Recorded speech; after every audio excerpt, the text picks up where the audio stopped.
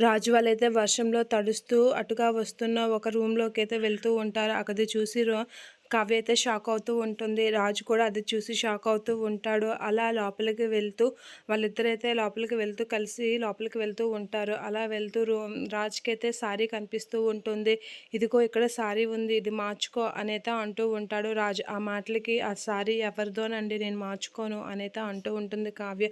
ఆ మాటలకి "ఇప్పటికే తడిసిపోయావు, బాగా ముద్దయిపోయి ఉన్నావు. ఇప్పుడొచ్చి సారీ మార్చుకో" అనైతే రాజు అంటూ ఉంటాడు. సరే అని రాజైతే కావ్యకి చెప్పేసరికి కావ్య సరే అని అక్కడికెళ్ళి సారీ మార్చుకుంటూ ఉంటుంది. ఇక రాజు కూడా అక్కడ వేరే బట్టలు ఉంటే అవి తన బట్టలు చేంజ్ చేసుకొని ఆ బట్టలు వేసుకుంటూ ఉంటాడు. అలా వేసుకొని ఉంటుండగా కావ్య అయితే బయటకు వస్తూ ఉంటుంది. అది చూసి రాజు అయితే అలా చూస్తూ ఉండిపోతూ ఉంటాడు. అలా కావ్యని చూస్తూ రాజైతే ఉండిపోతున్న టైంలో సైడ్ నుంచి ఎవరో వెళ్తున్నట్లుగా అనిపిస్తూ ఉంటుంది.